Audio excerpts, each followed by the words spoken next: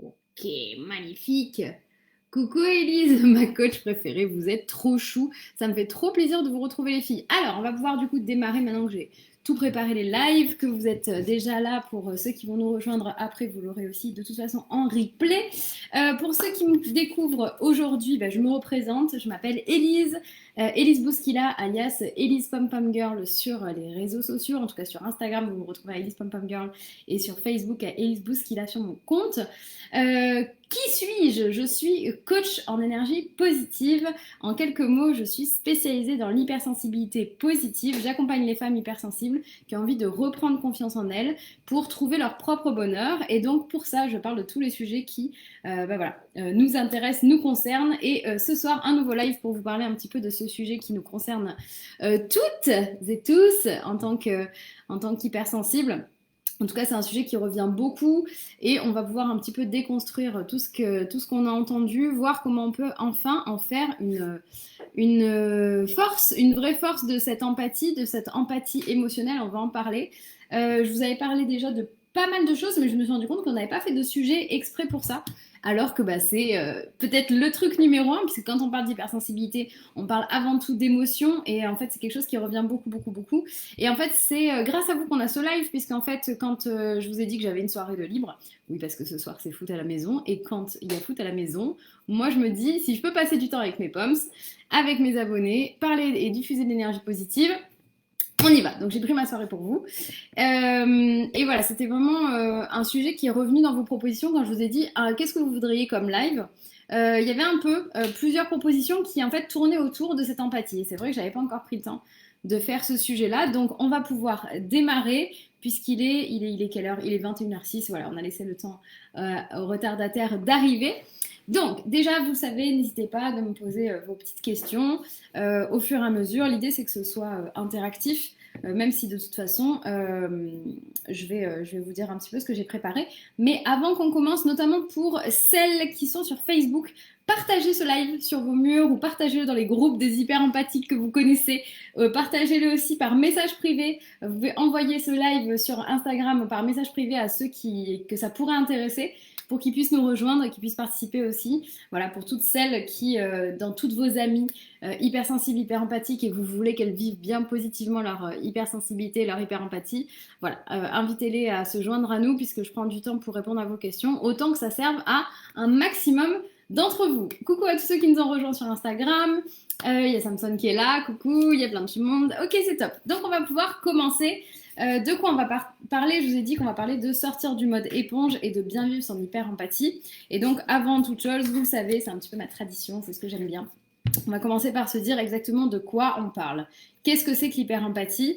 L'hyper-empathie, ça m'intéresserait d'avoir un petit peu votre définition. Donc avant de vous dire ce que j'ai préparé, comment vous vivez ça? Comment vous définiriez l'hyper-empathie? Ou comment vous définiriez le mode éponge? Et dire qu'est-ce que ça représente pour vous? Donc n'hésitez pas à me dire. Mettez vos petits commentaires, vos petites voix de fée, et me dire c'est quoi pour vous l'hyper-empathie?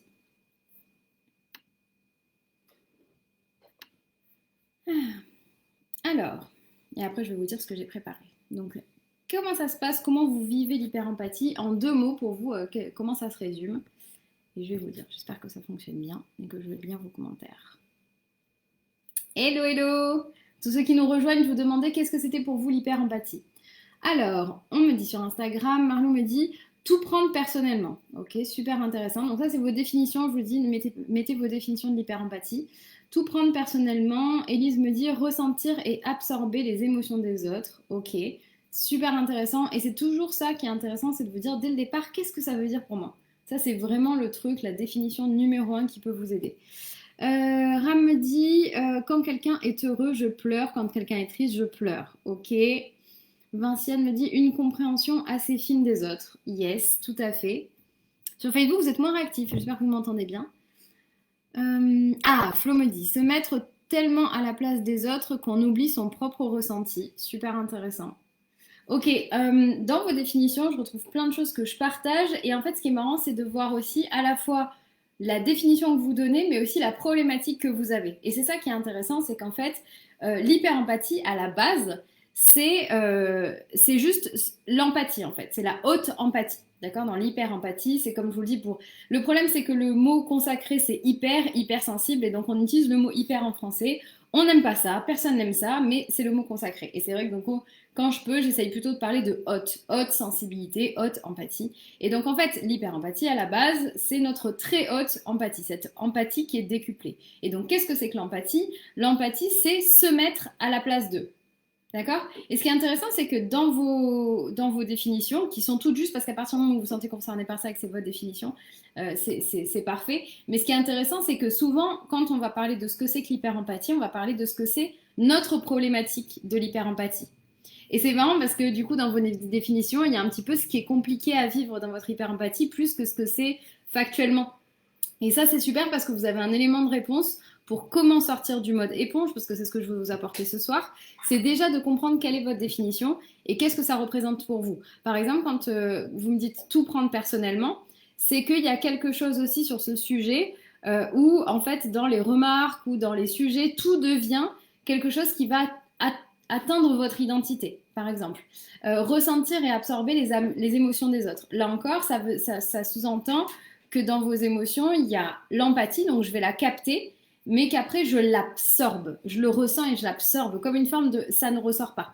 On sent qu'il y a une vraie, pour Ram, il y a une vraie association, hein, c'est-à-dire j'ai mon cœur et mes émotions qui sont en résonance avec celles des autres. Compréhension assez fine, oui, c'est ça, on va en parler parce qu'il y a plusieurs types d'empathie. Et c'est super que vous me parliez de ça parce que cette empathie aussi, où on va avoir l'impression de comprendre qui est l'autre et comment il fonctionne, ça peut être à la fois un vrai avantage, mais au départ, ça peut être perturbant.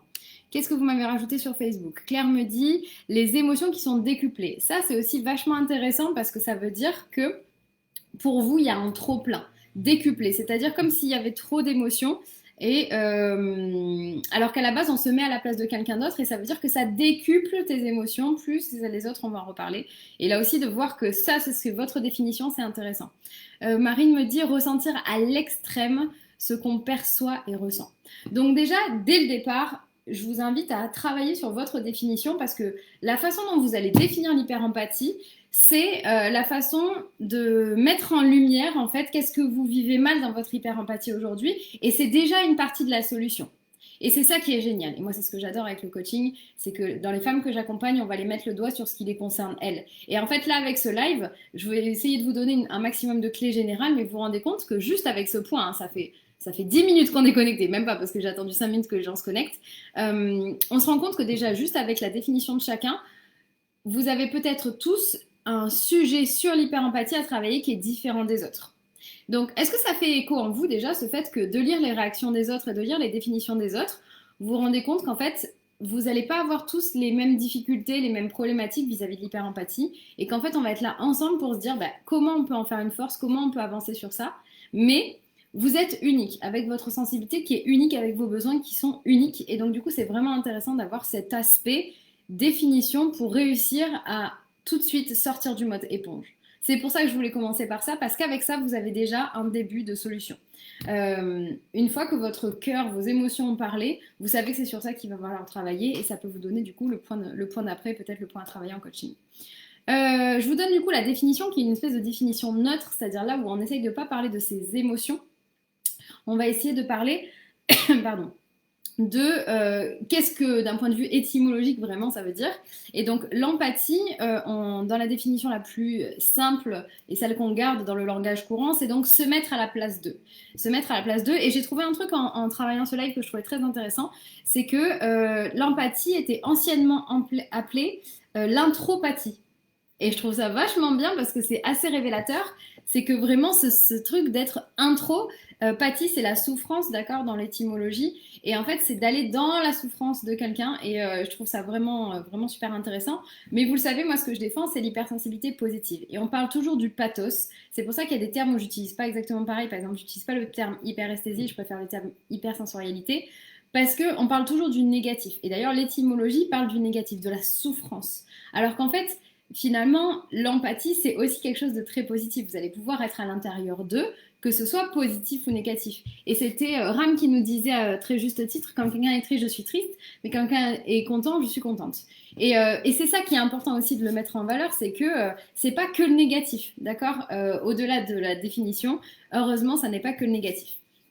Donc vous me dites que vous trouvez que c'est très juste tout ce qui a été dit et que ça me correspond. Ça c'est vraiment super parce que là on est toutes entre hyper empathes ce soir. Et c'est super parce qu'effectivement vous allez voir que vous allez vous nourrir aussi des définitions des autres, de ce que vivent, et donc dans ce partage là c'est ça qui est assez intéressant.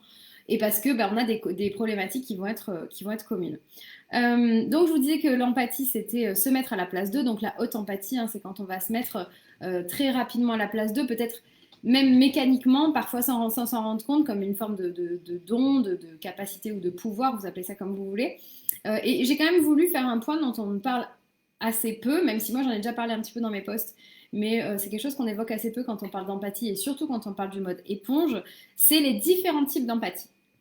Donc, les différents types d'empathie, j'ai noté l'empathie émotionnelle, d'accord, celle dont on parle souvent et dont on va particulièrement parler ce soir.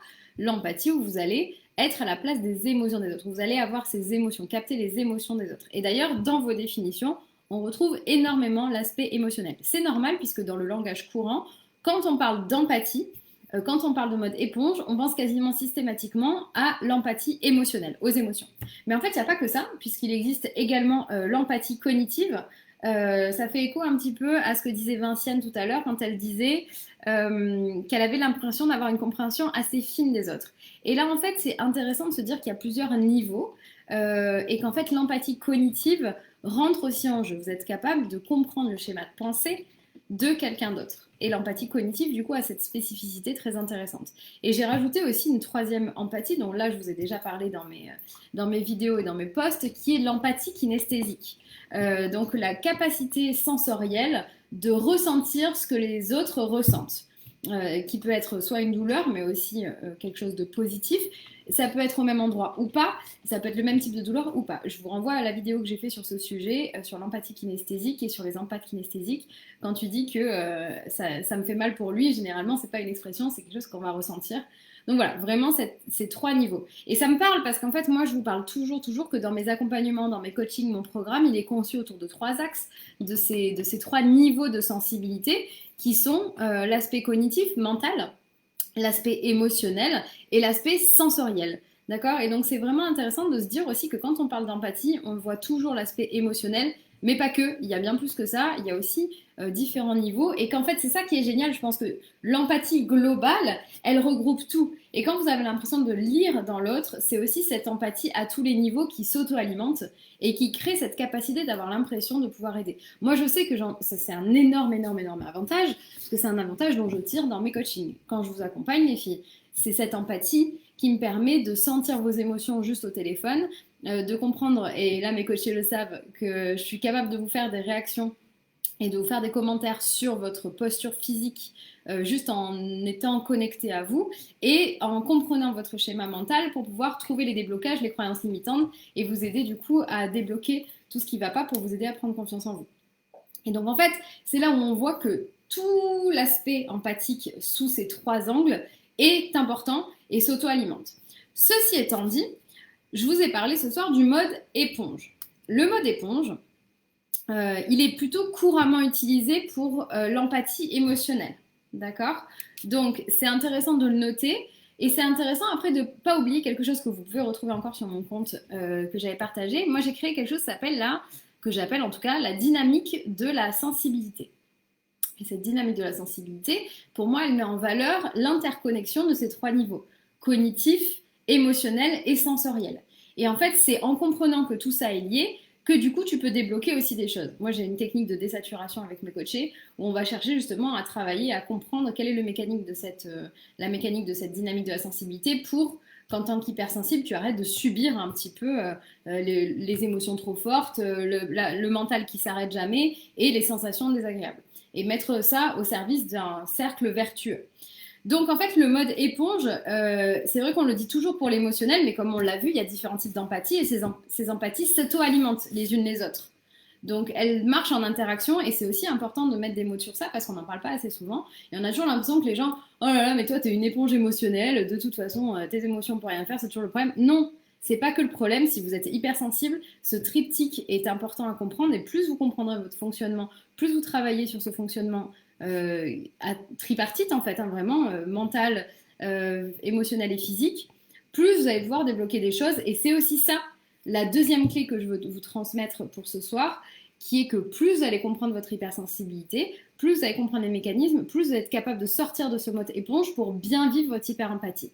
Parce que votre hyper-empathie, encore faut-il comprendre le mécanisme et de pouvoir du coup comprendre ce qui va alimenter cette empathie, surtout quand vous la vivez négativement. Quand vous la vivez positivement, il n'y a absolument même pas de souci. Ou quand c'est de la joie qui est décuplée, pareil, on prend. Mais je suppose que si vous êtes là, c'est plutôt que vous avez envie de comprendre comment mieux vivre la version positive. Alors, Eline nous dit, moi je peux être ivre alors que c'est mon frère qui boit, ça coûte moins cher, mais c'est pas terrible quand même. J'adore. Oui, c'est vrai que c'est des économies, mais alors, il faut faire très attention. Donc là, c'est très intéressant où tu vas pouvoir, dans ce cas, je devrais voir ce que j'avais fait sur l'empathie kinesthésique. Ok, donc maintenant qu'on a mis ces trois pôles de l'empathie en lumière et qu'on a bien compris que c'était interconnecté, je voudrais parler du mode éponge. Je respire un grand coup et je vais vous dire, je déteste cette expression. Voilà. Ça c'est dit.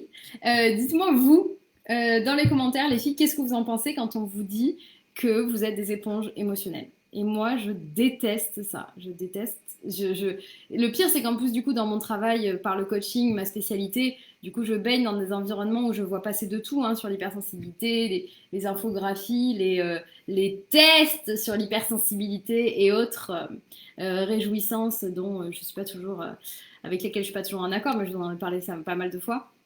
Donc, dites-moi si vous aimez cette expression de l'éponge. Et moi, ça me fait sortir les yeux. Je déteste ce truc. Je déteste. Voilà, il fallait que je le dise. Je l'ai mis parce que je sais que c'est comme ça qu'on nous appelle. Mais je peux pas blairer cette expression. Je supporte pas qu'on nous dise les hypersensibles sont des éponges émotionnelles. Enfin, sont des éponges à émotions. Sont des éponges tout court. Merde, on n'est pas on n'est pas des trucs pour nettoyer la table. On vaut quand même mieux que ça. Donc voilà, moi c'est un truc qui me saoule. Ah, je vois que il me dit je lève les yeux au ciel, donc je vois que je suis pas la seule à partager. Avec un sourcil en l'air, je déteste aussi. Marine me dit qu'on pleure tout le temps et qu'on prend tout à cœur. Voilà. Alors là, du coup à chaque fois c'est pareil, ça y va les clichés. Donc voilà, moi je déteste cette expression d'être une éponge.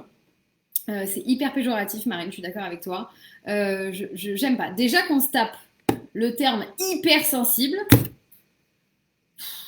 On nous a pas aidé quand même, hein, j'ai envie de dire, on nous a vraiment pas aidé. Donc déjà qu'on nous dit qu'on est hyper sensible, alors que effectivement même Hélène Aron prône le terme la papesse de l'hypersensibilité aux États-Unis, en tout cas celle qui vraiment l'a mis en valeur depuis les années 90. Même elle met en valeur le terme qu'on devrait utiliser plutôt haute sensibilité, puisqu'aux États-Unis c'est highly sensitive person, qui est un terme beaucoup plus juste. Donc déjà on se tape hyper sensible, merci l'aspect péjoratif, et maintenant on est des éponges. Vous avez un autre truc négatif à nous dire? C'est déjà que nous prend la tête depuis qu'on est petit sur tout ça. Nathalie me dit ça nous réduit à une pleurnicheuse. Mais grave, saoule, vraiment saoule. Donc j'ai juste envie de vous dire déjà vous n'êtes pas des éponges. Et en fait il y a un autre truc qui me gêne un peu. J'avais pas prévu de vous dire ça mais je vais le rajouter parce que il y a, je vous dis sur Facebook ou bref, sur plein de comptes, vous savez les trucs qui font que vous reconnaissez que vous êtes des hypersensibles. Et ça parle à la première personne, genre je suis une éponge à émotions.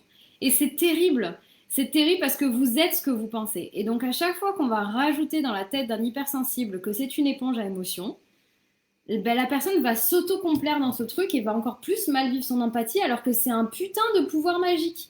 Et moi ça me saoule qu'on est en train de dire des trucs comme ça qui c'est encore pire de dire ça aux gens.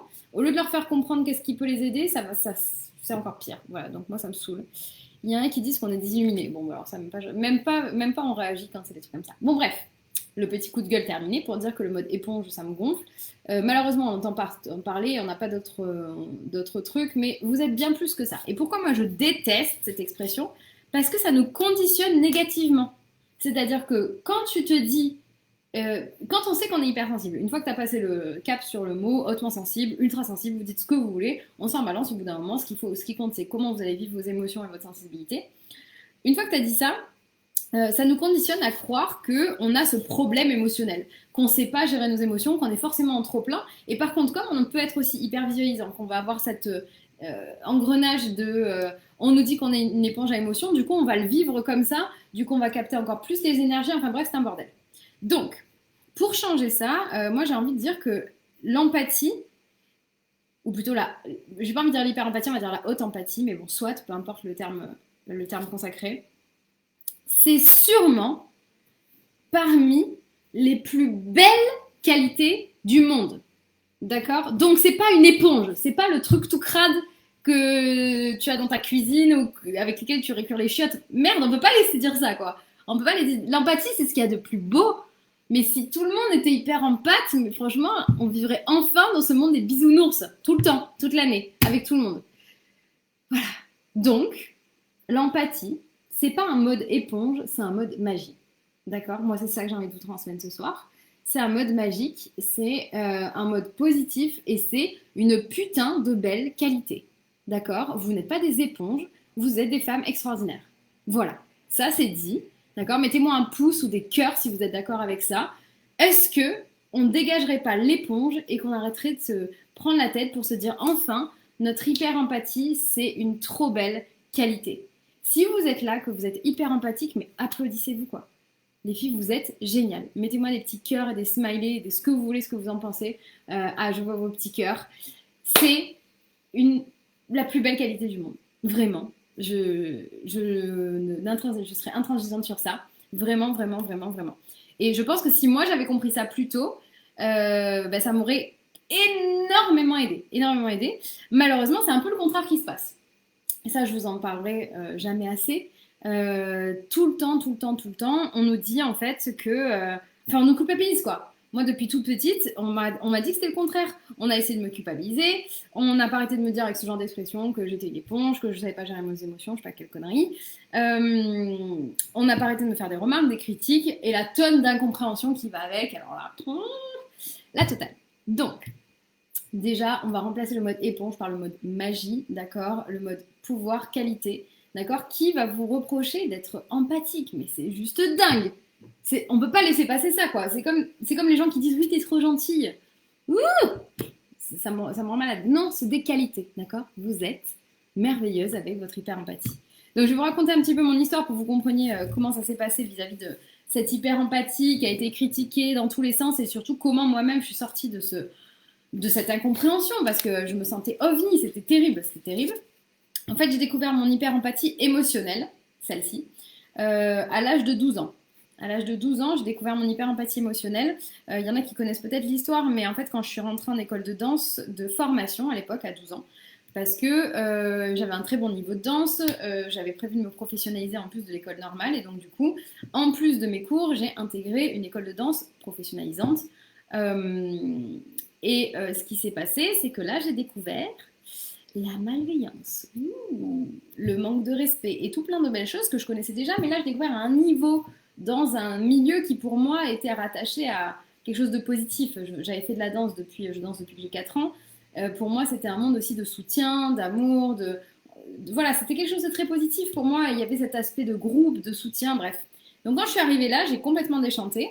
Donc j'ai découvert la malveillance, les critiques. Et avec mon empathie, en fait, je revenais avec un état émotionnel complètement transformé et qui était complètement incompris chez moi. Donc, mes parents ne sont pas hypersensibles du coup, n'ont pas spécialement compris pourquoi je vivais des choses comme ça. Ce qui s'est passé dans la petite histoire, c'est que j'avais une collègue, qui était d'ailleurs une amie, la fille d'un ami à mon père, qui était dans l'école de danse avec moi. Et en fait, il a commencé à avoir des critiques, des jugements, voilà, pas mal de malveillance envers elle, particulièrement. Et moi et mon hyper-empathie, on a pompé tout ça. On a compris, on a été avec elle, etc. Et je rentrais chez moi, après les cours de danse, complètement dévastée. Complètement dévastée. Des fois, je pleurais. Et en fait, je disais, mais j'ai passé une journée horrible et tout. Et ma mère me disait, mais mais qu'est-ce qui s'est passé? On t'a dit quelque chose, on t'a critiqué et tout. Et je répondais, moi non. Et ben alors? Et ben alors, je sais pas, non, il n'y a pas de ben alors en fait. Pour moi, en fait, quand tu touchais à elle, tu touchais à moi et je revenais avec ses blessures. Et en fait, j'avais mes souffrances et ses souffrances. Enfin, c'était terrible. Et en fait, le truc, c'est que ça s'est auto-alimenté. Le problème de l'hyperempathie, en plus, quand tu commences à être blessé comme ça, c'est que en plus, si tu ne soignes pas le problème, tu vas te le traîner encore. Parce que du coup, ce qui s'est passé, c'est que vous vous en doutez, hein, si c'était comme ça un jour, ça a été comme ça 2 jours.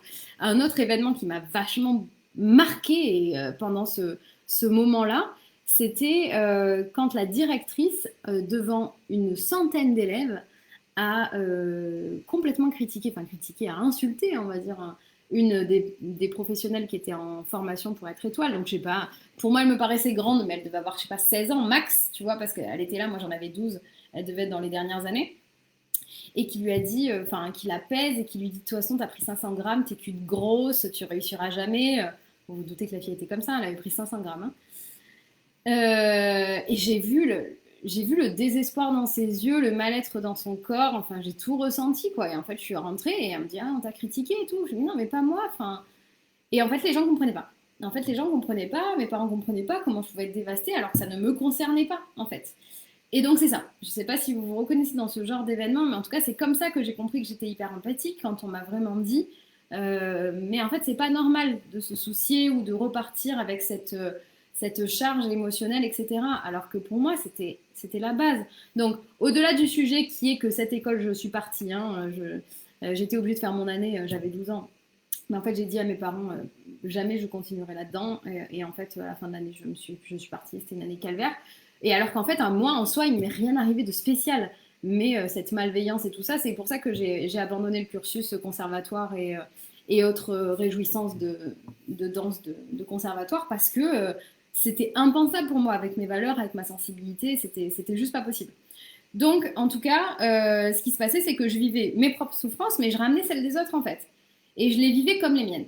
Donc, je sais pas si ça vous parle, mais c'est comme ça que j'ai découvert, en fait, mon hyper-empathie émotionnelle. Et en fait, après, j'avais pas compris ce que c'était que l'hyper-empathie kinesthésique. C'est venu un petit peu plus tard. Je vous avais fait une vidéo sur ce sujet où je vous ai raconté un petit peu des petites histoires sur ça. Et en fait, après, tu comprends que cette empathie n'est pas la norme. En tout cas, cette haute empathie n'est pas la norme. De comme pour tout, hein, comme pour la sensibilité, vous allez avoir des gens qui ont une empathie moyenne et des gens qui ont zéro empathie. Vous me dites quelle matrescence, ouais, c'est clair. Coucou Ophélie, du coup, on t'a retrouvé. Hello les filles, il y en a pas mal qui nous ont rejoints, c'est cool. Élise nous dit l'injustice, le jugement, le dénigrement. Voilà, tout ça, tous ces trucs qui sont horribles et qu'on se traîne.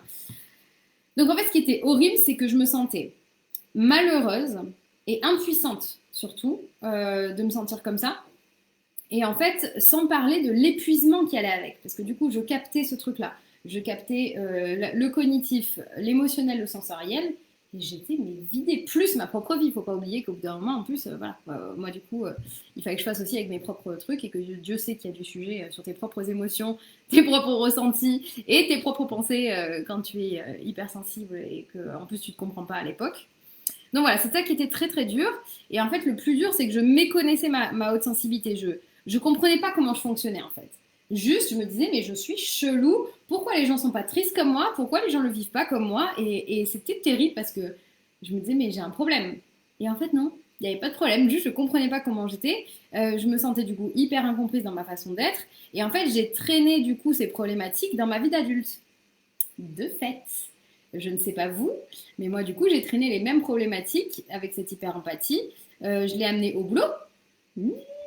Qui a des problèmes d'hyper-empathie au boulot ici? Levez la main, faites-moi un petit coucou. Tu peux le traîner dans ton couple, dans ta famille. Tout ça, tous ces sujets qui fait qu'en fait ces problématiques-là, si tu les résous pas, tu les traînes avec toi toute ta vie et ça simplifie. Parce que plus le temps passe, plus tu ne comprends pas ta haute sensibilité, cette empathie, comment elle fonctionne, ben c'est l'engrenage. C'est-à-dire qu'au final, tu décuples le problème et plus tu penses que c'est toi le problème, plus tu t'isoles, plus tu te sens mal et plus tu te sens mal, ben, du coup, plus tu vis mal ton empathie. Enfin bref, c'est un cercle vicieux. Donc on est là pour justement déculpabiliser. Déjà, si vous êtes là et que ça résonne en vous, je vois, oui, on se sent extraterrestre, les mots ont des résonances, que je vois que vous levez la main, trop cool. Quand je vois que vous réagissez avec vos petits cœurs, c'est que déjà vous n'êtes pas seul. Et tout ce que je raconte, c'est qu'en fait, on a vécu les mêmes choses et vous n'êtes pas seul et vous n'êtes pas un problème. Cette empathie n'est pas un problème, je vous l'ai dit en tout début de live, c'est une putain de qualité, d'accord? Encore faut-il simplement juste la comprendre, comprendre sa sensibilité, comprendre la dynamique de la sensibilité qui l'alimente et avancer avec. Ophélie dit, moi je me protège beaucoup, qui fait que je me sens plus froide à des moments. Ah ben c'est trop marrant parce que Elise m'a posé une question aussi comme ça et je vais répondre à vos questions, donc on va en parler juste après. Ophélie sur le fait de se sentir froide, c'est très intéressant. Ok. Et donc en fait ce qui s'est passé, c'est qu'en traînant toutes ces problématiques dans ma vie d'adulte, bah, du coup tu as la fatigue, la négativité, le stress, j'absorbais tout dans tous mes environnements. Le boulot, le couple, tout ça, la vie, les amis, la famille, c'est ça qui était terrible. Et en fait, j'étais remplie de croyances limitantes. Ça, c'est vraiment le gros problème. En fait, il y avait évidemment des gros problèmes. Hein. Le manque de confiance en moi, le manque de connaissance de ma sensibilité et confiance en ma sensibilité, toutes les croyances limitantes que ça avait générées. Tout ça, c'était le cocktail Molotov. Et si je dois vraiment vous résumer ça, c'est comment sortir de ce mode éponge et bien vivre son hyper-empathie, c'est comprendre votre sensibilité, c'est apprendre à vous connaître et c'est prendre confiance en vous et en elle. Parce qu'en fait, on a détruit votre mode de fonctionnement qui était votre mode naturel. Donc il faut revenir aux fondamentaux, recomprendre votre nature, l'aimer pour ce qu'elle est et l'utiliser positivement. Je vais répondre à vos questions parce que de toute façon, vous avez posé pas mal de questions qui sont en ce sens. Mais en fait, quand vous croyez que votre hyper-empathie, c'est le problème, c'est faux. Et je pense que le truc numéro 1 de ce live, ce serait ça. Je dis ça à toutes les phrases, mais bon, finalement, c'est parce que je suis hyper passionnée par ce sujet. Mais vraiment, vraiment, vraiment, ce qu'il faut que vous reteniez, c'est que l'hyper-empathie, c'est pas le problème. Et très souvent, je reçois des messages et des demandes où vous me dites comment je peux changer mon empathie, ma sensibilité, être moins sensible, être moins empathique, mieux gérer, mieux contrôler. C'est pas ça. C'est pas ça le problème. Et c'est ce qu'on travaille en coaching. Vous allez voir que quand en fait on travaille ensemble, vous vous rendez bien compte que votre sensibilité, votre façon d'être, votre empathie, vos réactions mentales, ce que vous avez dans la tête, dans le corps, dans les émotions, ça n'est jamais le problème. C'est jamais le problème. C'est pas là le problème. Vous regardez au mauvais endroit. Et en fait, c'est justement à ça qu'on travaille. On va travailler sur les croyances limitantes, d'accord, qui viennent de tout ce qu'on vous a bien martelé dans la tête depuis petite, que c'est vous le problème, que vous êtes trop sensible, trop empathique, que vos réactions ne sont pas les bonnes. Vous donnez enfin les outils qui vont avec. C'est-à-dire qu'au bout d'un moment, on est né sa mode d'emploi, quoi. Et c'est ça, il nous manque juste le mode d'emploi pour notre façon d'être. Pas comme sont les autres, pas, voilà, pas genre nous on a un problème, on n'a pas de problème, d'accord? On a juste besoin de comprendre comment on fait avec quelque chose qui est plus élevé, avec une plus haute sensibilité, une plus haute empathie. Donc voilà, une fois que vous apprenez à vous connaître, l'idée c'est d'utiliser cette empathie, cette très haute empathie, à votre service, parce qu'en fait, je vais vous donner une révélation, hein. Vous serez toujours hyper empathe. Ceci ne changera jamais. Je suis désolée pour ceux qui attendaient, genre, comment on fait quand on est hyper empathe pour plus l'être. Ceci n'est pas possible. Ça n'est pas possible. Non, non, non, non. Non, parce que c'est votre nature. Et en fait, c'est une très bonne nouvelle. C'est une très très bonne nouvelle. Vous ne changerez pas ça et c'est une bonne chose. On va voir plutôt comment s'en servir à la place. Je ne sais pas si ça vous parle. Mais l'idée, c'est plutôt que vous ne changerez pas ça. Et j'en profite, vous ne changerez pas votre sensibilité non plus. Vous ne serez pas moins sensible. Par contre, c'est possible d'être épanoui et hypersensible. C'est possible d'être hyper empathe et complètement bien dans ses pompes et pas se faire submerger par la négativité des autres. Mais le problème, c'est pas l'empathie. C'est pas la haute empathie. Ok ? Est-ce que ça vous parle? Si vous avez des questions, n'hésitez pas. Je vois vos petits cœurs. Merci, vous êtes trop choux. Alors, ce que je vais faire, c'est qu'il y en a qui m'avaient envoyé des questions. J'avais mis en fait en story si vous aviez des questions sur l'empathie. Je les ai notées et je vais déjà y répondre et rajouter les vôtres. Je reviendrai vers vous pour les répondre, mais peut-être que ça va déjà vous apporter des éléments de réponse. On m'a demandé comment arriver à contrôler cette empathie pour ne pas être débordé. Les enfants, l'empathie ne va pas se contrôler. C'est votre nature, d'accord? Et je comprends.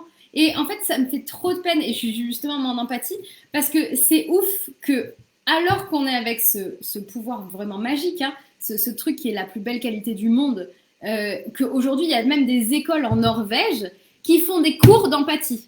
Putain, je suis énervée ce soir, je sais pas pourquoi. Mais, mon mec qui se marre. Je suis en train de gueuler comme une ouf parce que ça me passionne et que ça m'énerve. En Norvège, il y a des cours d'empathie.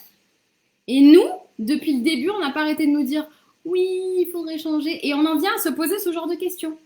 Que moi, je me suis posé 10 000 fois. On se dit, comment on peut contrôler notre empathie? On fait ça. Et après, 10 ans plus tard, on nous dit oui, on va faire des cours d'empathie parce que le monde devrait être plus empathique. Super! Donc, je vais me calmer. Ça m'énerve parce que voilà, c'est nous qui apportons quand même des paillettes au monde, des bisounours là, et après c'est à nous de faire ce chemin. Mais bon, ceci étant dit. Donc, ma chère, j'ai pu noter les pseudos de vos questions, mais vous vous reconnaîtrez. Donc, comment arriver à contrôler cette empathie pour ne pas être débordé? Tu peux pas contrôler ta sensibilité, d'accord? Et c'est pas grave, ça va bien se passer, je vous promets. Tu peux pas contrôler ton empathie, tu peux pas contrôler tes pensées, parce que ça veut dire aller à l'encontre, lutter contre ta nature. Ceci ne marche pas. Je vous dis ça parce que j'ai essayé. Je me suis pris des gros murs dans la gueule et j'ai envie de vous éviter ça. D'accord? Donc, ne faites pas ça. Ça fait mal, ça sert à rien, c'est pas intéressant. Donc, on va vous faire gagner du temps. À ce petit jeu à lutter contre votre nature, vous allez toujours perdre. Voilà, mot magique, vous allez toujours perdre. Ok? Donc, en revanche, qu'est-ce qu'on peut faire? Qu'est-ce qu'on peut faire pour répondre à ces questions? Tu vas me dire, ok, je ne peux pas la contrôler, mais qu'est-ce que tu fais à la place? À la place, on en prend soin. Oui, on en prend soin. On en prend soin, ça veut dire comprendre comment fonctionne votre empathie. Votre empathie. Vous avez vu déjà les définitions, même si ça fait écho, vous avez toutes quelque chose qui résonne plus qu'autre chose. Donc votre empathie. Qu'est-ce qui lui fait du bien? Qu'est-ce qui lui fait du mal? Ok. Et sur quoi je peux agir? Vous ne pouvez pas agir sur votre nature. D'accord? Vous ne pouvez pas être moins empathique, moins sensible, etc. Par contre, vous pouvez en prendre soin. Et du coup, une fois que vous savez comment ça fonctionne, sur quoi vous allez agir? Je fais très souvent le parallèle avec mes cheveux bouclés.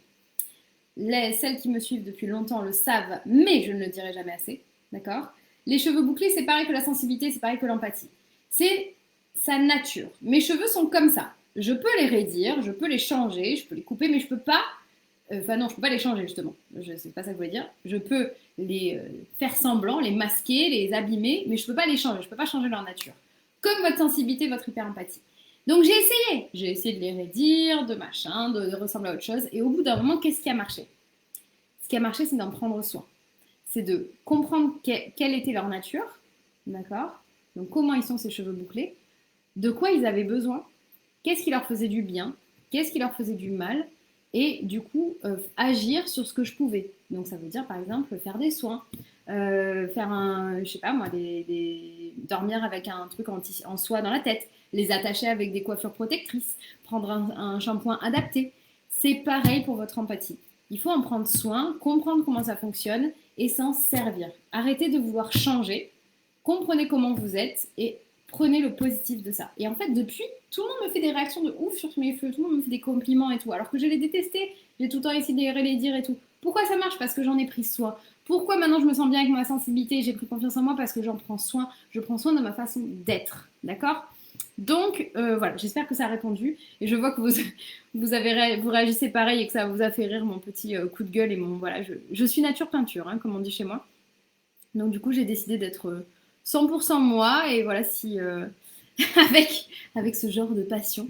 Voilà, donc c'était important de vous dire votre sensibilité comme vos cheveux, d'accord? Prenez-en soin. On m'a posé une autre question, sachant que cette question a été déjà reposée aussi en commentaire. On m'a dit comment rester empathique sans se sentir froide ou prendre ses distances. Donc Ophélie, tu avais posé une question un peu semblable. Je voudrais distinguer plusieurs choses dans cet élément, où il ne faut pas confondre les différentes choses. Être empathique, c'est ce que vous êtes. C'est votre nature, d'accord?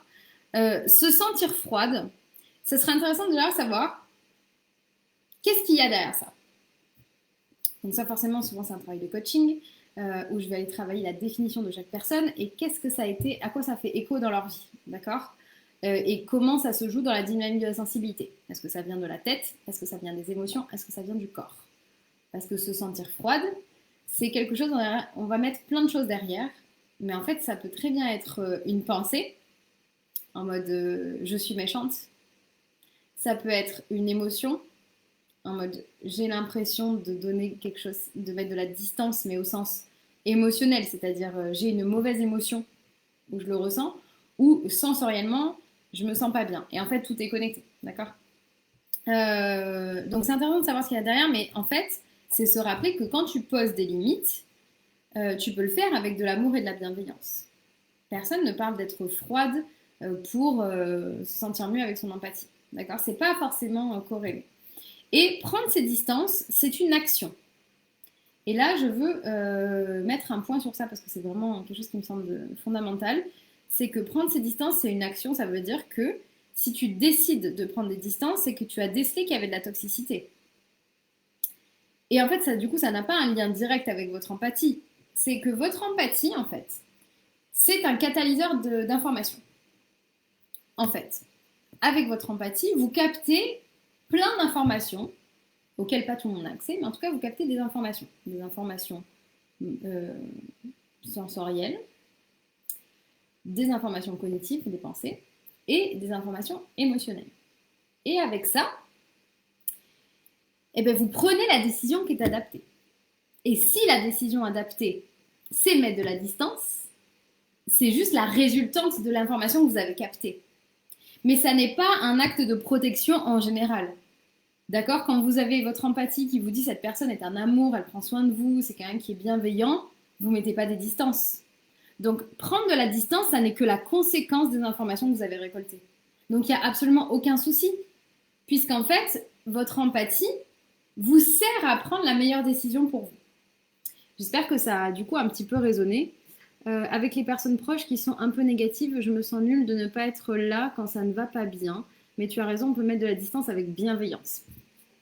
Là, le truc souvent, c'est qu'en fait, quand on va parler d'empathie, vous allez toujours après avoir ce lien. Donc là, par exemple, avec les personnes qui me sont proches, qui sont un peu négatives, je me sens nulle de ne pas être là quand ça ne va pas bien. Et là encore, vous voyez qu'il y a deux éléments. Les personnes qui sont négatives, donc je mets de la distance pour me protéger d'une énergie négative, d'émotions négatives ou de paroles et pensées négatives. Et tu dis, je me sens nulle de ne pas être là quand ça ne va pas bien. Mais en fait, c'est deux éléments distincts. Tu peux mettre de la distance pour te protéger de comportements toxiques, néfastes, parce qu'ils sont pas constructifs, c'est-à-dire les gens qui se plaignent tout le temps pour rien faire. Et tu peux quand même être là avec les personnes qui en ont besoin quand elles sont prêtes à être aidées. Et d'ailleurs, ton empathie te permet de le savoir. Et pour ceux qui ont fait mon atelier sur les relations, vous le savez, dans ce cas-là, vous allez piocher dans la zone, vous allez en fait lire la zone de responsabilité de l'autre, vous allez vous concentrer sur les actions qui sont dans votre zone de responsabilité, et en fait, vous pouvez du coup proposer de l'aide quand c'est quelque chose qui vous semble être l'action adaptée, et donc être là quand ça va pas bien. Mais il faut faire la part des choses. Vous n'êtes pas obligé d'être tout noir ou tout blanc. Par contre, c'est savoir vous protéger.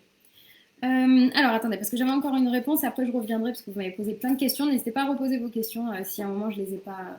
Je vais remonter, hein, mais vous pouvez encore faire sur Facebook aussi. N'hésitez pas à poser vos questions. Donc voilà, donc c'est vraiment important de faire la part des choses entre l'empathie qui est votre outil, qui est votre pouvoir, et ce que vous prenez comme responsabilité derrière, comme action, une fois que vous avez capté ces informations. Ok ? On m'a posé une troisième question qui était comment créer sa bulle de protection pour éviter de prendre le poison émotionnel des autres. Donc là aussi, c'est très très très intéressant comme question. Pour moi, il y a plusieurs choses. Le premier comment pour répondre à cette question, pour moi, ça va être de penser ses propres plaies émotionnelles. Et en fait, on oublie ça quand on est hyper empathe. C'est qu'en fait, on va souvent se dire comment je me protège du poison des autres. Et en fait, avant de vous préoccuper de comment se protéger du poison des autres, préoccupez-vous de comment faire pour penser vos propres blessures émotionnelles. Pourquoi je vous dis ça ? Ceux qui ont lu le livre de Lise Bourbeau doivent un peu connaître ce principe. Et c'est quelque chose qui est assez important, c'est qu'en fait, j'en parle aussi d'ailleurs dans une vidéo sur les complexes. Je vous inviterai à aller voir cette vidéo qui est aussi sur ce sujet-là. C'est qu'en fait, souvent on va se dire qu'est-ce qui me blesse au sens qui vient de l'extérieur, et en fait vous allez trouver la solution en allant chercher ce qui est déjà blessé chez vous. Je fais un petit parallèle. Pourquoi je vous dis que vous allez vous protéger davantage en allant penser vos blessures qu'en essayant d'éviter le poison des autres, parce qu'en fait le poison des autres personnes infecte les plaies qui sont ouvertes. Globalement, pour faire un petit parallèle, c'est comme l'eau salée. C'est comme quand tu vas dans la mer. Moi, perso, là, je vais dans la mer, je me régale. Par contre, si je m'ouvre le bras et que je vais dans la mer, ça va piquer sa mère. D'accord? Ça va faire très, très, très mal. Et c'est ça la différence. En fait, le poison émotionnel, quand vous travaillez dessus, il ne vous atteint plus. Une fois que vous n'avez pas la blessure, vous n'êtes pas à vif. Et il va y avoir plusieurs choses. Je vous dis que c'est le point numéro 1. C'est vraiment qu'en fait, avant de vous préoccuper de ne pas être infecté par le poison des autres, c'est de trouver sur quoi ça touche ce poison et comment et qu'est-ce que ça vient raviver comme blessure. Et donc de travailler sur vos blessures émotionnelles, de travailler sur ce que ça va générer chez vous, donc vos peurs, vos blessures, etc. Et en fait, c'est comme ça qu'une grosse partie du poison va disparaître seule. Grâce à ça, dans votre hyper-empathie, vous n'allez plus être infecté. Parce que dans ce cas-là, c'est comme l'eau de mer. Tu vas y aller, tu vas juste kiffer. Après, ça te concerne pas, ça t'atteint pas, ça ne t'irritera plus. D'accord? Ça ne vous fera plus mal. Est-ce que déjà ça vous parle? Parce que je pense que c'est quelque chose qu'on ne dit pas assez pour les hyper-empathes. On parle beaucoup de protection, mais moi je trouve que c'est encore plus important d'aller agir à la source du problème. C'est vraiment quelque chose qui me tient à cœur et qui me tient à cœur dans mes coachings, ce que je fais avec sur tous les sujets, que ce soit le rapport au corps, à l'alimentation, aux émotions, au couple, etc. Souvent, on va chercher à se protéger du problème au lieu d'aller chercher la source de ce qui crée ce problème. Et là, c'est ça. C'est d'aller d'abord penser vos plaies émotionnelles, vos blessures, et vous allez voir que ça va réduire de 80% le poison émotionnel des autres. Pas tout, je suis d'accord. C'est pour ça qu'en deuxième point, le truc assez important, évidemment qui moi m'a sauvé la vie, et c'est ce qui moi m'a servi et qui m'a permis d'être beaucoup mieux avec mon hyper-empathie et de complètement transformer cet aspect émotionnel, c'était de prendre confiance en moi et en ma sensibilité. Pourquoi c'est aussi important? C'est aussi important parce qu'en fait, c'est grâce à ça que tu vas pouvoir changer de posture face aux autres. C'est pour ça, grâce à ça, que tu vas pouvoir t'affirmer, de mettre le stop, de pouvoir poser aussi les bonnes actions. Parce que si tu as confiance en toi, tu vas pouvoir du coup poser les actions adaptées. Tu vas pouvoir te respecter, tu vas pouvoir faire confiance à ta sensibilité et du coup agir en conséquence. Donc ça, c'est le point numéro 2 qui est fondamental. Et le point numéro 3, je vous en ai déjà un petit peu parlé, c'est reprendre ses responsabilités et redonner la responsabilité aux autres. Leurs propres responsabilités, ils les reprennent et toi, tu te recharges de ta propre responsabilité. Je vais boire un petit coup et vous me dites ce que vous en pensez en même temps, parce que sinon je vais m'étouffer.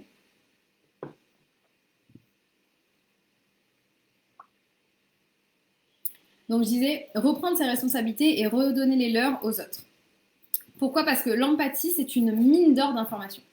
D'accord? En fait, c'est comme si on avait tous une zone de responsabilité ou si on était tous transparents et on pouvait voir nos émotions, nos pensées, etc. Et en fait, vous, en tant qu'hyper-empathe, vous pouvez en fait comme avoir une transparence chez les gens. Donc en fait, vous allez capter des informations que d'autres ne voient pas parce qu'ils voient en flou comme Canal+, là, ou carrément opaque. D'accord? Et en fait, l'empathie, une fois que c'est que tu as accès en fait à cette mine d'informations, tu peux comprendre ce que vit l'autre. Mais c'est pas parce que tu comprends ce que vit l'autre et que tu le vois en transparence que tu peux agir dessus. Tu peux pas, même si tu vois les émotions des autres, les changer. Même si tu vois les pensées des autres, les transformer, ni si tu vois les ressentis des autres, agir dessus.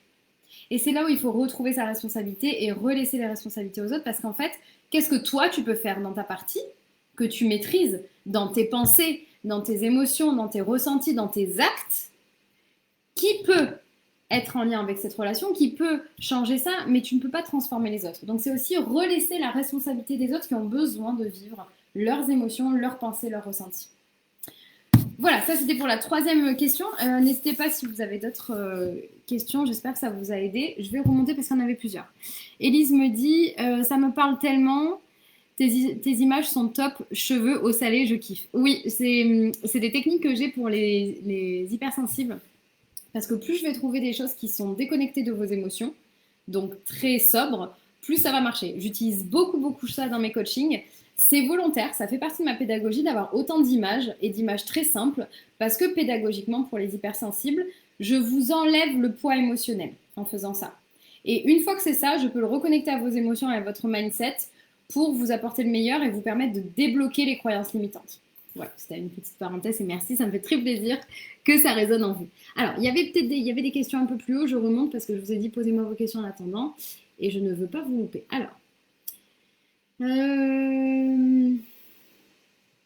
Alors, Vinciane me dit, doit-on donc faire particulièrement attention à qui l'on avec qui l'on s'entoure, je suppose, éviter les personnes trop négatives, trop déprimées et qui ne veulent rien y faire? Oui, oui, oui et oui. Pourquoi? Parce qu'en fait, dans votre hyper-empathie, vous allez capter la personne, d'accord? Admettons, elle est négative, c'est pas forcément grave. On est tous négatifs. Moi, la première, énergie positive, ce que tu veux, mais je suis aussi très négative. J'ai des peurs, enfin, je suis humaine, d'accord? Mais tu peux faire la différence, justement, et c'est très important ce que dit Vinciane, c'est éviter les personnes qui ne veulent rien y faire. Parce que là, pourquoi? Parce que, en fait, je vous ai dit, c'est une information, votre hyper-empathie. Donc, en fait, vous allez capter l'information de la personne ne va pas bien, voilà ce qu'elle pense, voilà ce qu'elle ressent, etc. Et donc, dans votre zone de responsabilité, vous vous dites, qu'est-ce que je peux y faire? Des fois, rien, parce que vous ne pouvez pas aider quelqu'un qui ne veut pas être aidé. Et des fois, quelque chose, parce qu'en fait, vous pouvez faire une proposition, vous pouvez aider la personne, avoir un mot de réconfort, parce que vous allez sentir que l'émotion, vous pouvez avoir une parole réconfortante, avoir voilà, une proposition, donner quelque chose, un mouchoir, un câlin, ce que vous voulez. Et dans ce cas-là, c'est parce que vous savez que ça peut faire quelque chose. Par contre, quand vous savez que c'est stérile et qu'il ne se passe rien, vous allez recevoir continuellement des informations négatives en sachant que vous ne pouvez pas les traiter. Et c'est là où c'est du poison. Et c'est là les 20% de poison que je disais, tu peux éliminer une grande partie quand tu travailles sur tes blessures émotionnelles, mais pas totalement. Parce que celle-là, elle est stérile. Vous ne pouvez pas traiter l'information, vous ne pouvez pas utiliser l'information. Et donc en fait, sur cette partie-là, on est obligé de poser des limites. On est obligé de ne pas côtoyer des personnes qui sont négatives pour rien et qui ne veulent pas changer, qui veulent juste se plaindre, etc. Donc dans ce cas-là, changez votre focus. Si vous pouvez, éloignez-vous, prenez de la distance. C'est pas forcément de la personne complètement. Des fois, c'est des personnes complètement 100% toxiques. Des fois, c'est des personnes où en fait, c'est sur un sujet. Vous savez que vous ne faut pas en parler avec elles, que ça ne va pas le faire. Et après, des fois, c'est des personnes où vous ne pouvez pas vous éloigner physiquement. D'accord? Quand vous pouvez pas, donc ça peut être vos parents, ça peut être au boulot, dans une réunion, etc. Dans ce cas-là, c'est là que c'est encore plus important de comprendre votre haute sensibilité parce que l'idée, c'est de changer vos focus, d'avoir des petites techniques sur comment tu peux utiliser ta haute sensorialité, par exemple, pour concentrer ton attention sur autre chose. Comment tu peux avoir des pensées positives avec un discours interne qui va te servir. Une fois que tu sais que tu as suffisamment confiance en toi et en ta sensibilité pour pas te laisser envahir comme ce que la personne dit ou ressent est une vérité. Voilà, donc ça c'est tout ce qui va vous aider vraiment à bien vivre votre hyper-empathie et à sortir du mode éponge. Merci pour ces questions, je continue. Élise me dit, je l'utilise souvent avec mes prospects clients et je pense que c'est mon facteur différenciant au final. Oui, oui, oui, oui, oui, oui. Je vous le dirai jamais assez, c'est une énorme qualité. Et moi, je le sais que mes coachings, ils marchent aussi bien parce que je suis hyper empathe.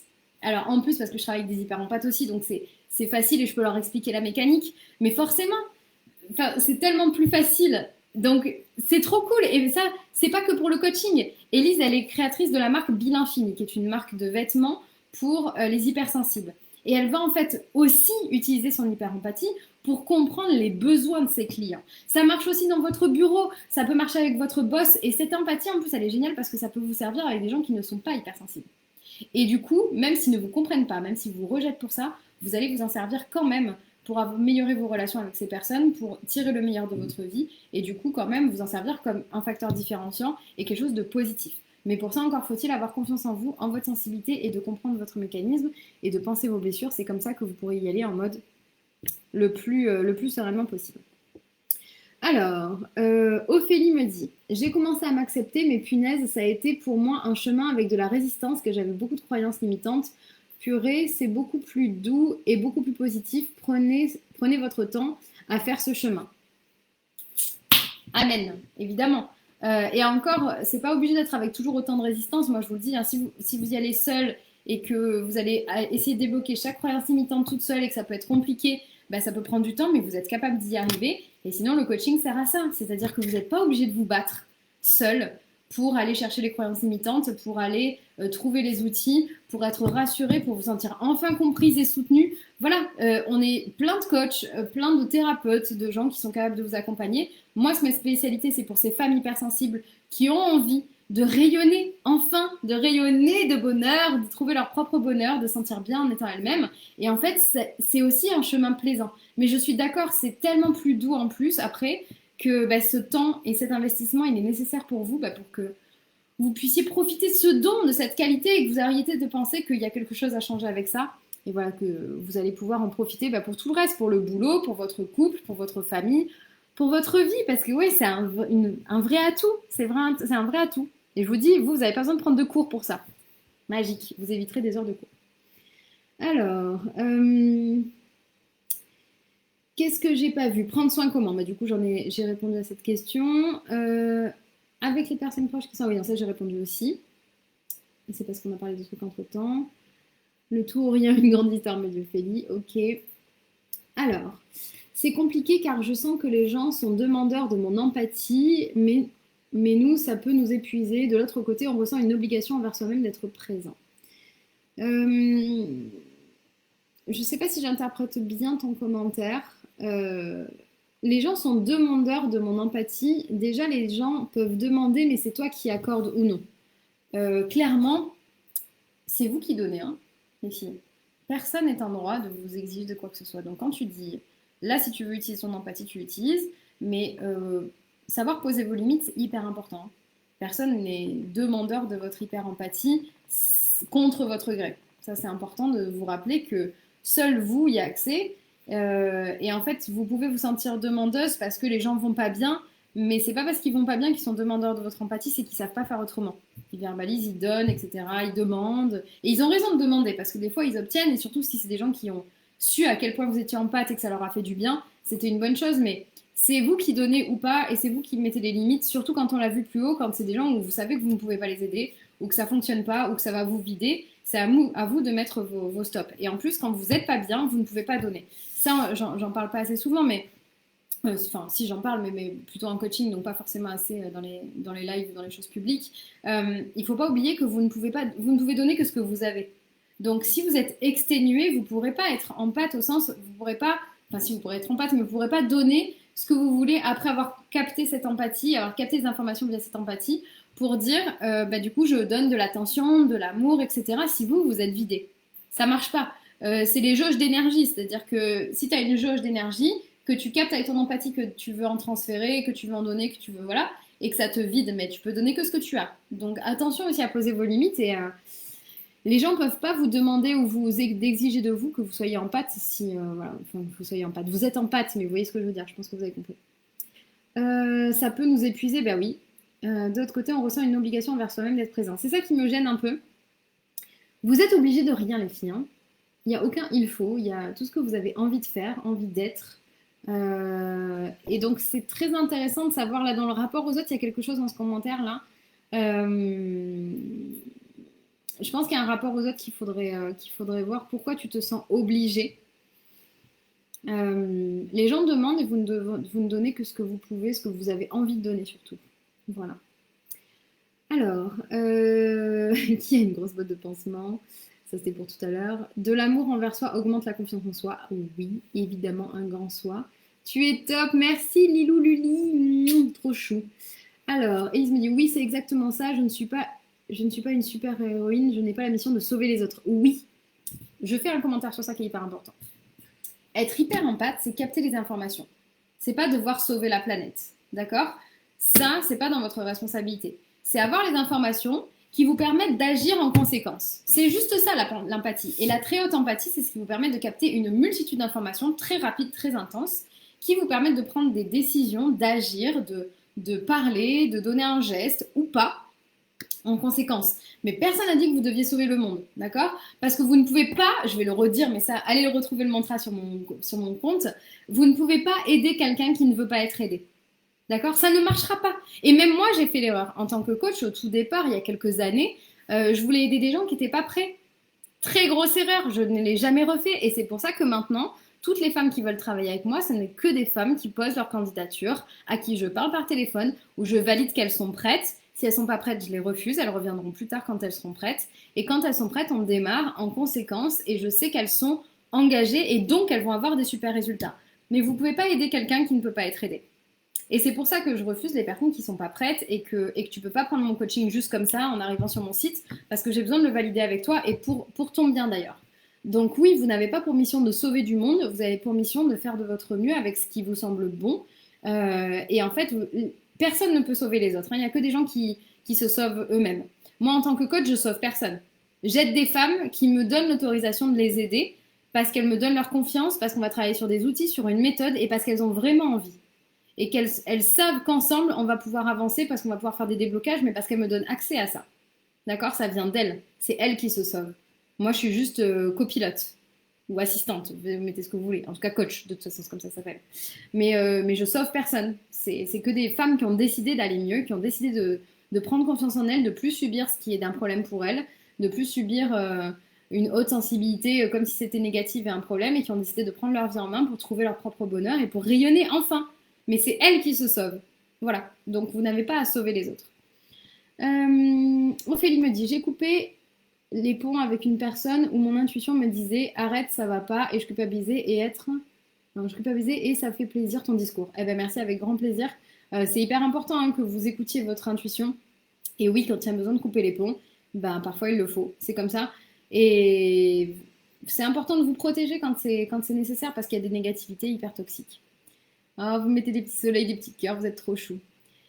Les il faut, je dois, merci l'éducation. Oui, c'est pour ça que c'est très important de déconstruire tout ce qu'on vous a enseigné de négatif et de venir reprendre un mindset à votre service, au service de votre sensibilité et de votre bonheur surtout. Et c'est non négociable. Oui, Lilou, vous méritez le meilleur et ceci est non négociable. Oh, j'adore, j'adore, j'adore. Ça me fait trop plaisir. Ok, est-ce qu'il y a d'autres questions? Nathalie, tu débordes d'énergie, ça booste l'envie d'aller mieux et de déborder d'énergie aussi. Merci, c'est ma mission. Tu vois, c'est ce qu'on disait, ma mission c'est ça, c'est de donner cette énergie positive, j'insuffle cette positivité à mes coachés pour remettre de l'essence dans le moteur en fait, c'est un peu ça, ou remettre de l'énergie au départ. Parce qu'il ne faut pas se mentir, on en a besoin et c'est ok d'être aidé pour en avoir besoin pour démarrer. Et après, une fois que tu as les outils, tu sais t'énergiser toute seule. Et oui, vous méritez d'être boosté d'énergie, d'aller mieux. Et voilà, c'est ok. Et vous n'avez pas de problème avec votre hyper-empathie. Vous avez juste besoin de prendre confiance en vous et en votre sensibilité et de rayonner de bonheur. Vous le méritez et ceci est non négociable. Et si d'ailleurs vous voulez le faire, bah, du coup, vous envoyez un mail. Vous allez dans ma bio, vous remplissez le questionnaire ou alors vous m'envoyez un message privé. Vous me dites que vous étiez dans le live et on pourra parler ensemble de comment faire en sorte pour qu'on fasse en sorte que vous trouviez votre propre bonheur et si on peut travailler ensemble, je vous ferai une proposition d'accompagnement et avec grand plaisir pour vous diffuser cette énergie débordante toute l'année. Voilà, avec grand plaisir. Alors Marine, ça c'est vrai, tu donnes les bons outils, mais tu contribues très bien à notre chemin et tu contribues très bien à notre chemin du bonheur. Ça me fait tellement plaisir. Oui, oui, c'est important et j'essaye vraiment de vous donner mon maximum. J'espère que ça vous a aidé. Si vous avez encore des questions, c'est le moment.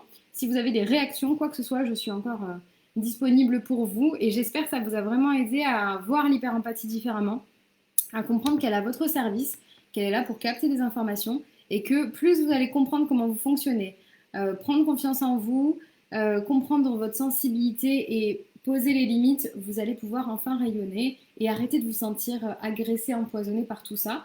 Il y a vraiment deux choses, ça a été de prendre soin de vous pour ne plus être attaqué et mettre les limites pour le reste.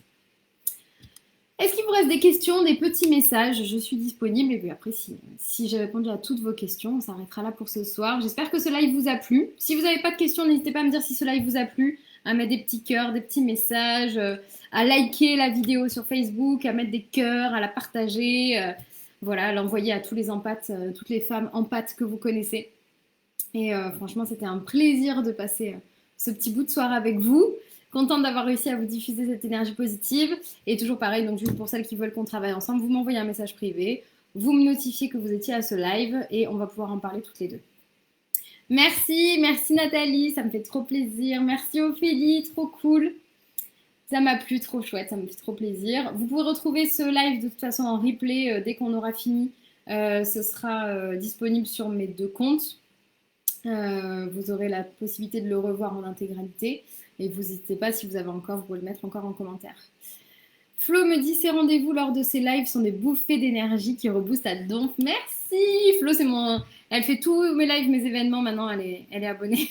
Je retrouve mes habitués, vous êtes trop chou, ça me fait toujours plaisir de vous voir et de savoir que ça vous diffuse toujours autant d'énergie positive. C'est top. Merci beaucoup, n'hésitez pas. Élise me dit, le plus dur, c'est de remettre de l'ordre car les gens sont surpris qu'on ne soit plus à leur dispo. Oui, alors, effectivement, il ne faudra pas oublier que vous avez un temps d'adaptation quand vous travaillez sur vous, parce que les gens qui vous ont vu réagir d'une certaine façon vont devoir comprendre que vous ne réagissez plus exactement de la même façon, que vous vous protégez, mais c'est ok parce qu'en fait, l'humain est adaptable. Et c'est ça qui est magique. Donc, peu importe que les gens doivent s'habituer, parce qu'en fait, vous allez rayonner. Et il y a des gens, vous allez voir, déjà, des fois, vous allez vraiment penser que les gens vont mal réagir. Et en fait, les gens se disent, t'étais d'accord? Oui. T'es d'accord? Non? Ok, je vais ailleurs. Et en fait, on se monte le bourrichon toute seule pour des trucs qui n'arrivent jamais. Et donc, en fait, tout va bien se passer. L'ordre des choses se remet petit à petit. Et puis, n'oubliez pas, au bout d'un moment, c'est quoi votre objectif? Votre objectif, c'est d'être heureuse, de rayonner en étant vous-même. Donc, peu importe derrière. Le tri se fait naturellement. Les bonnes personnes restent. Les autres, c'est pas grave. C'est un bon tri qui s'effectue. Oui, tu reboostes, me dit Ophélie, trop chou. Ça fait du tri pour avoir le meilleur à soi et ça, c'est non négociable. Oui, j'adore, vous avez trop pris mon montrage, trop contente. Vous les emportez avec vous pour d'énergie positive, je suis contente. Élise me dit merci Élise, trop chou. Il y a plein d'Élise ce soir. J'ai ma petite communauté d'Élise. Merci à toi Élise. Flo, Marine, un super live comme toujours. Avec plein de belles explications et outils. Encore et toujours ta joie pétillante. Vous êtes les meilleurs abonnés du monde. Merci Élise, à demain, merci beaucoup. Écoutez, si c'est tout pour aujourd'hui, merci. Mettez encore les petits cœurs, les petits commentaires. Si vous êtes sur Instagram ou sur Facebook, peu importe, n'hésitez pas à à partager le replay en mettant ce que vous avez pensé du replay, ce que vous avez retenu. Ça m'aidera aussi à toujours plus diffuser d'énergie positive.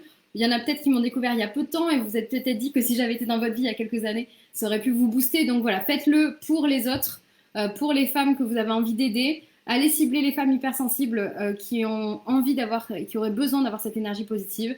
Au pire, vous pouvez l'envoyer en message privé. En tout cas, diffusez cette énergie positive pour qu'on fasse ensemble une vraie belle communauté d'hypersensibles positives parce qu'on mérite le meilleur et que ceci est non négociable et qu'on s'arrêtera jamais. Merci à toutes les personnes présentes d'avoir été là ce soir. Je vous aime très fort. Vous êtes les meilleures pommes du monde. Et je vous souhaite plein de belles choses. On se retrouve bientôt pour de nouvelles vidéos. Et puis, je vous fais plein de gros bisous. Mouah.